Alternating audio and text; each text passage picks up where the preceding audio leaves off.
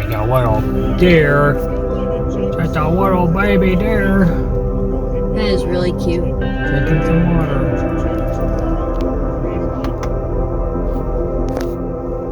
We'll go by really slow and see if it freaks out.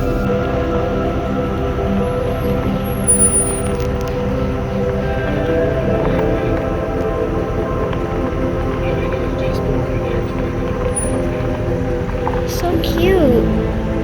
Well, it also may be a she. You never know. Oof.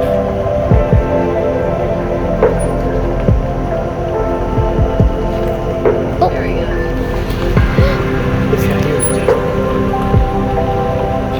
Oh no, I don't know what I did. What did I do? There we go.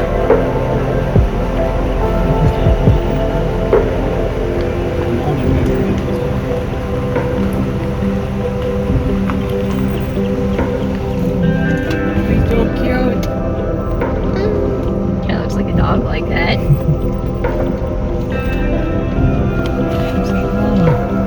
There you go. Oh, there he That was goes. adorable. Oh, he's so cute.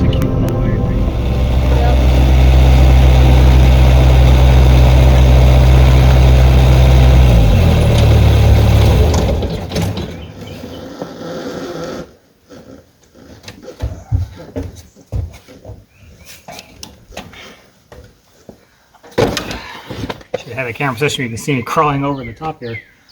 So we're doing some taping on the zip siding. Figured I'd do a little quick video on that. It's not difficult stuff to put on. A lot of people dislike it, and I can see why. But it's very sticky. I can't wear my gloves because it really sticks to those. So what you really need to do is just make sure you don't have any nail holes or things sticking out. Take your fingers, run it down the middle, and you smooth out the sides. Nice and flat. Pretty easy. Not a big deal. A lot of people are switching over to the liquid flashing, and even the sales guy when I was buying this was trying to get me to go to liquid flashing. But to liquid flash a seam takes a lot more of the material. I think this is quicker than basically doing a caulk line, smearing it on. You miss a spot, you got to do it again. And plus, if you get a gap like this, you're not going to fill that with liquid sealer. I know you're not supposed to have gaps like this, but you're going to get them anyways. So the board is structural, and the tape seals up your seams for your wind barrier. I got a house wrap basically, so that seals these up. So if you get a little gap like that, I'm not overly worried about it because it's structurally sound. This is just filling the gap, sealing it up, and then when we foam the back, it's going to seal up from the backside too. So I'm not overly worried about little gaps here and there. I like to watch other builders and their YouTube channels. And one guy's got a lot of good information is Matt Reisinger. I'll get a link to him down below. So when you roll this, when you just put it on there, it looks nice and smooth. When you roll it, the texture of the material comes through the tape, and that's how you know you're really adhering everywhere. That's why I want you to roll it to make sure you've got a nice, really good bond between the tape and the zip siding. Anyways, Matt Reisinger, he's got a couple videos on zip siding. One of the things that I'm going to do is I'm going to liquid flash the nail holes, but not the seams. Again, the seams are going to take up too much liquid flashing, and I think it's going to take too long. This is pull the tape down, cut it, go on to the next one. Now, if I were to tape every single one of these, tape cut, tape cut, tape cut, tape cut would take forever. Whereas if I had the sausage gun and putty knife, I can just go squirt. I can do squirt several of these, smear them down, and be done with it. And that should be pretty fast. So I think Matt calls that Zip 1.5 or something like that.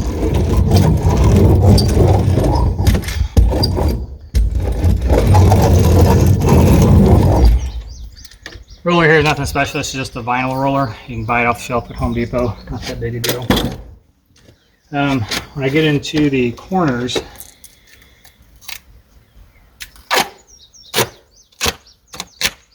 when you cut yourself a nice long piece, you just got to stick that somewhere. You don't want to get too long that you can't hold it. About 3 feet's pretty good.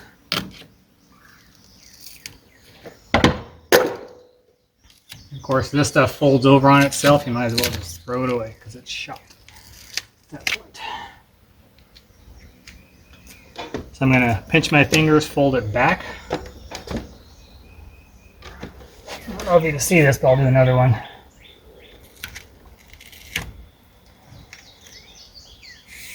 I just run the seam up, the fingers up one side. I leave this side loose. I just got a shim. I pull this back and then just work this in until it hits the other side.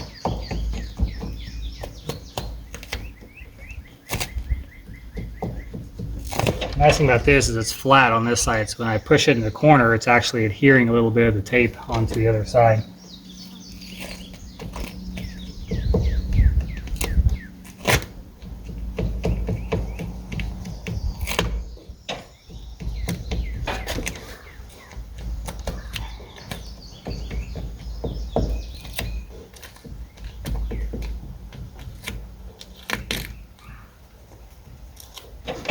Once that's done, I can flip over to the smaller side of my shim. Just work it.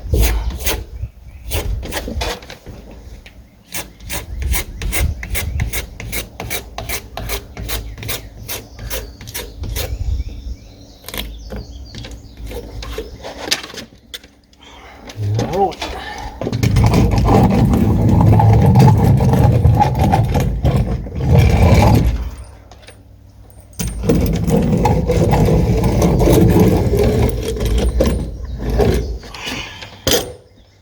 Not a big deal.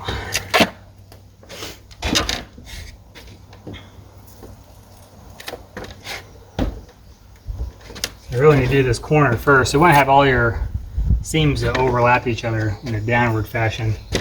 So this one, these should come up to there. This one will overlap that one. This one will overlap that one. Although this tape sticks really good, it's just general rule of thumb that you do that so that any water coming down will never flow behind your tape, even if it peels back a little bit, because it's always going to waterfall over the next one below it. It'll never get behind it.